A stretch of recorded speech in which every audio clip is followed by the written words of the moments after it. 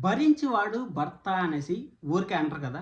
ఎందుకంటే ఎన్ని కష్టాలొచ్చినా సరే, ఆ ఫ్యామిలీని గట్టెక్కించాలనేసి తన భార్యని, తన పిల్లల్ని ఎంతో గొప్ప స్థాయిలో చూడాలనుకునేవాడు భర్త. కానీ మన తెలుగు సీరియల్స్‌లో మాత్రం యమ్మ కింకర్లు అనేసి పెట్టాను కదా! యమ్మ కింకర్‌లాగా అయితే మన హీరోలైతే బిహేవ్ చేస్తా ఉంటరు. అసలు ఈరోజు టాపిక్ దీని గురించి చెప్పడానికి మెయిన్ కారణం ఏమంటే, నిన్నొచ్చిండే టీఆర్‌పీ రేటింగ్సే. టీఆర్‌పీ రేటింగ్‌లో మనం చూసుకున్నట్టయితే 'గుండెనిండా గుడి గంటల్లో' బాలు, మీనాకి ఎంత సపోర్ట్‌గా నిలుస్తాడంటే, అంటే మీనా పైన ఒక దొంగ అని నింద వేస్తే, ఆ దొంగ తనం చేసిండేది వేరే వాళ్ళైనా గానీ, అక్కడ ప్రభావతి గారి దగ్గరే డబ్బు కట్టించాలనేసి మన బాలు అయితే ప్రయత్నం చేశాడు చూడండి. అది నెక్స్ట్ లెవెలు. కానీ ఈరోజు ఎపిసోడ్ చూసిన తర్వాత 'గుండెనిండా గుడి గంటల్లో' బాలు కూడా ఆ విధంగా ఎక్కడ తయారవుతాడా అని కొంచెం భయమైతే అవుతుంది. ఆ ట్రాక్‌ని గాని ఇప్పుడే తప్పిస్తే బాగుంటుందని నా ఫీలింగు. ఎందుకంటే అక్కడ మీనా, అలాగే బాలు మనం ఒక విజన్‌లాగా చూసాము. అంటే మనకు అవార్డ్ ఫంక్షన్‌లో కూడా మనకు ఓట్లేసి మరి వాళ్ళని ఉత్తమ జంటగా అయితే అవార్డ్‌నైతే కన్సిడర్ చేశారు కాబట్టి, అలాగే ఉత్తమ భర్త అవార్డ్‌ను కూడా మన బాలుకైతే ఇచ్చారు. వాళ్ళ మధ్యలో ఒక చీట పురుగొస్తే అదంతా చూడబుద్దిగా లేదని నాకు అనిపిస్తుంది. అందుకోసం అనేసి ఆ క్యారెక్టర్‌ని ఇప్పటితో బంద్ చేస్తే బాగుంటుందని నా ఫీలింగు. అసలు భర్త కాదు వీళ్ళు యమకింకర్లు అని పెట్టాను కదా! యమకింకర్లు అంటే ఏమో తెలుసుకోవాలనుకుంటే మాత్రం ఈ వీడియోని చివరి వరకు చూడండి. అలాగే లైక్ చేయడం అస్సలు మర్చిపోవద్దండి.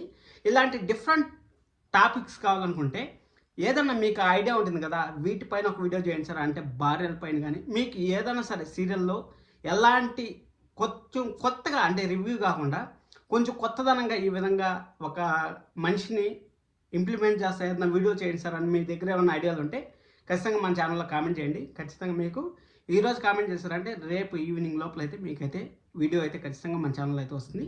అలాగే ఛానల్‌ని అయితే సబ్స్క్రైబ్ చేసుకోవడం అస్సలు మర్చిపోద్దండి. ఇక్కడ యమ కింకర్లు అనేసి అంటే మనకు ఫస్ట్ మనం తెలుసుకోవాల్సింది యమ కింకర్లు అంటే ఎవరు? మనల్ని నరకానికి తీసుకెళ్ళే వాళ్ళు యమ కింకర్లు అంటారు. అదేవిధంగా ఇక్కడ భార్యని పెళ్లి చేసుకోకముందు మాత్రం లవ్ చేసేటప్పుడు గానీ, ఏదైనా వాళ్ళకి ప్రాబ్లమ్ వచ్చినప్పుడు గానీ, మనం చూసుకున్నట్టయితే అబ్బా! హీరోరా అసలు పొడిచేశార్రా, అసలు కొట్టేశార్రా అనేసి మనం అయితే అనుకుంటాం. ఒక్కసారి పెళ్ళైన తర్వాత అసలు వాళ్ళు ఎందుకు ఆ విధంగా మారిపోతారో అస్సలు ఎక్స్‌పెక్ట్ చేయలేం. ప్రస్తుతానికి మనం 'పొదరిల్లు' సీరియల్ చూసుకున్నట్టయితే 'పొదరిల్లు' సీరియల్‌లో మన హీరోకి ఆ అమ్మాయిని ప్రేమిస్తా ఉన్నాడు. హీరోయిన్ ప్రేమిస్తా ఉన్నాడు. కానీ ఆ అమ్మాయి అయితే యాక్సెప్ట్ చేయట్లేదు. అంటే దొంగతనంగా పెళ్లి చేసుకున్నాడు కాబట్టి, అణిగిమణిగి ఉన్నాడు కాబట్టి నంబర్ 2 పొజిషన్‌లో అయితే జియో హాట్‌స్టార్‌లో ఉంది.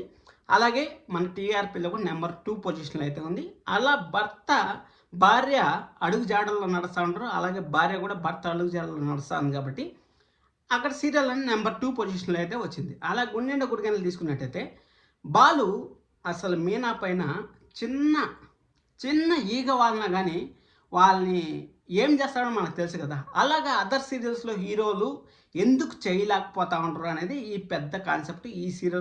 ఈ వీడియో యొక్క ముఖ్య ఉద్దేశ్యం అయితే. ఇప్పుడు మనం ఫస్ట్ మధ్యాహ్నం సీరియల్స్‌కైతే వద్దాం. మధ్యాహ్నం సీరియల్స్‌లో 'పాపే మాధ్యమం జ్యోతి' గురించి మనకైతే పెద్ద అది ఆల్రెడీ ఔట్‌డేటెడ్ అయిపోయింది కాబట్టి దాని గురించి అయితే మాట్లాడకూడదు. 'నిన్ను కోరి' సీరియల్‌లో మన విరాజ్ కూడా ఫస్ట్‌తో అయితే కొంచెం దూరం పెడతా ఉన్నా గానీ, ఇప్పుడు భార్య ప్రెగ్నెంట్ అయిన తర్వాత దగ్గర చేర్చడం అంతా బాగుంది. ఇంక 'బ్రహ్మముడి' సీరియల్ గురించి చూసుకున్నట్టయితే, ఇప్పుడు ప్రెజెంట్ అయితే రాజ్ అయితే మనకు రాజులాగా ఉన్నాడు గానీ, అంతకుముందు చూసుకున్నట్టయితే రాజు కూడా ఒక యమ కింకరుడి కన్నా ఇంకా ఎక్కువ ఘోరాతి ఘోరమైన పనులైతే చేశాడంటే, మన కావ్యాన్ని దగ్గరికి తేకుండా ఒక స్టోర్ రూమ్‌లో బంధించి అసలు నానా చిత్రహింసలైతే కావ్యాన్ని అయితే పెట్టాడు. మొత్తానికి నిజం తెలుసుకున్న తర్వాత మన దగ్గర లేకుండానే పైలోకానికైతే పయనమయ్యారని మనం అయితే చెప్పుకోవచ్చు. ఎందుకంటే ఇక్కడ భార్యాభర్తల మధ్య చిన్న చిన్న గొడవలు ఏదో సద్దుమణిగింది. అంతా ఓకే అయ్యారు. ఇంకేం ప్రాబ్లమ్ లేదనుకునే సమయానికి ఆ దేవుడు కూడా మన దగ్గర నుంచి రాజునైతే తీసుకెళ్ళిపోయాడు.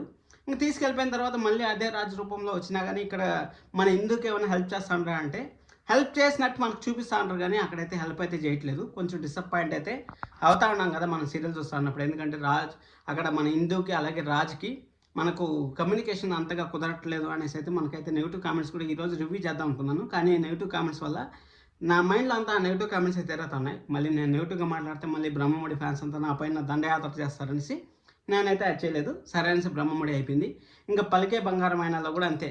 మంచిగా అర్థం చేసుకునే కొద్ది వాళ్ళని మన యమధర్మరాజు గారు వచ్చి పైకైతే తీసుకెళ్లారు. అది అయిపోయిన తర్వాత 'సప్తపది' సీరియల్‌లో మనకి ఇంకా పెళ్లి కాలేదు కాబట్టి మనం ఇప్పుడే జడ్జ్ చేసేదానికి మన వల్ల అయితే అవ్వదు. అలాగే 'వారసురాజు' సీరియల్ కూడా ఇంకా పెళ్లి కాలేదు కాబట్టి మనం అయితే జడ్జ్ చేయకూడదు. ఇంక మళ్ళీ సీరియల్ అయితే ఎండ్ అయిపోయింది కాబట్టి దాని గురించి అసలు మనం మాట్లాడకూడదు. ఇంకా 'గుప్పుడంత మనసు' సీరియల్ మళ్ళీ మనకు రీటెలికాస్ట్ అవుతుంది కాబట్టి దాని గురించి కూడా మనం మాట్లాడుకున్నట్టయితే సీరియల్ ఎండ్ అయిపోయిన రోజు కూడా మన ఋషి గారు అయితే మన వసుధార గారిని దగ్గర చూసుకున్నట్టయితే చరిత్రలో లిఖించలేదు. అంటే 1200+ ఎపిసోడ్స్ వచ్చినా కానీ ఒక్కసారి కూడా భార్యను దగ్గరికి తీసుకొని ప్రేమగా మాట్లాడిన క్షణాలు అయితే మనకు చూపించలేదు. కాబట్టి అది వదిలేద్దాం దాని కథ. ఇంకా మనకు మెయిన్ సీరియల్ 6 PM నుంచి స్టార్ట్ అయిందబ్బా. 6 PM ముందు నా మహి, నా మ్యాడీ, నా మ్యాడీ, నా మహి అనుకుంటా, చిన్ని నా మధు, నా మధు, నా మధు అనుకుంటా ఎంత సపోర్ట్ చేసే మ్యాడీ పెళ్ళైన రోజు నుంచి ఒక కింకరుడు, ఎమ్మ కింకర్ లాగా అయితే తయారాడు. ఇప్పుడు కూడా యాక్సెప్ట్ చేయట్లేదు. కానీ ఎవరన్నా వస్తే మాత్రం నేనుండా నా భార్యకు సపోర్ట్గా అనేసి మాట్లాడడం రొట్ట రొట్ట రొట్ట రొట్ట రొట్ట అయితే అయింది. అందుకోసం అనేసి టీఆర్పీలు బాగా డల్ అయితే అయిపోయింది. ఎందుకంటే వాళ్ళ అమ్మని చంపింది వాళ్ళ నాన్న అనేసి పసిగట్టలేక అక్కడ హీరోయిన్ పైన పడి ఏడ్చి కొట్టుకుంటా అంటే ఏమొస్తుంది మేడే? కొంచెం మైండ్ బుర్ర పెట్టి ఆలోచిస్తే కొంచెం బాగుంటుందని నా ఫీలింగు. ఇంకా నిండు మనసుల సీరియల్ గురించి, నిండు మనసుల సీరియల్లో సీతారాములు సాక్షిగా పెళ్లి చేసుకున్నాను, సిద్ధు ప్రేరణ అనేసి ఆధార్ కార్డులో అప్డేట్ చేపిస్తాను, సిద్ధుకి ప్రేరణకు ఊరు లేరు అనుకున్నారా, సిద్ధు భార్య నా భార్య అనేసి అనుకుందికి నువ్వు చెప్పిండే మాటే అక్కడ ప్రేరణ చెప్పింది. మీ నాన్నగారిని చంపిండేది ఆ విజయానంద్ గారే చంపారని నీకు తెలుసు, ప్రేరణకి తెలుసు, విజయానంద్కి తెలుసు, ఆఖరికి మీ అమ్మగారికి కూడా తెలుసు ఆ మాట. మీ అమ్మగారు ఇంకెందుకు, ఇంకా మన జీవితం ఎందుకు నాశనం అయిపోతుంది ఒక పసిబిడ్డను పెట్టుకొని అనేసి ఏదో అనుభవిద్దామనేసి బాధను లోపల దిగమిగుకొని విజయానందంతో సంతోషంగా ఉండేటట్టయితే నటిస్తూ ఉండరు. అలాంటి మాట నువ్వు చెప్పిన మాటే నీ నోట్లోంచి కాకుండా పక్కన ప్రేరణ చోట్లో వచ్చిందనేసి నువ్వు నా భార్య కాదు, నువ్వు ఎవరు, నువ్వు పని మనిషి అంటా ఉన్నా, వచ్చి వాళ్ళు అంటా ఉన్నా కానీ అక్కడ మాత్రం రోడ్లో మాత్రం కారు కూతలు గూసి అంతకుముందంతా ఓన్ సపోర్ట్ చేసి ఇప్పుడు భార్య ఇంటికి వస్తే కనీసం ఆ భార్యని కనీసం పడుకునే కూడా జాగా ఇవ్వకుండా, కనీసం ఒక కట్టుకునే గుడ్లు కూడా కొనియకుండా ఇంతలా శోభ పెడతా ఉండవే. అసలు నువ్వు మనిషినా సిద్ధు? అలాంటిది ఎందుకు ప్రేమించావు? ఎందుకు వాళ్ళ అమ్మగారికి పోయి చెప్పావు నేను ప్రేరణ సిద్ధు అనేసి తాళి పర్మిషన్తో కట్టావా తాళి? అది లేదు. ఇక్కడ మధు మ్యాడీను అంతే చేశాడు. అంటే ఎవరో వచ్చి వాళ్ళు ఏదో చెప్పారనేసి తాళి కట్టేశాడు గుళ్ళో, అది ఓకే. ఇక్కడ పర్మిషన్ లేకుండా తాళి కట్టేశాడు. ఇక్కడ ఇంకా నువ్వు లేక నేను అనే సీరియల్ గురించి అంతా మాట్లాడుకున్నా తక్కువే అబ్బా.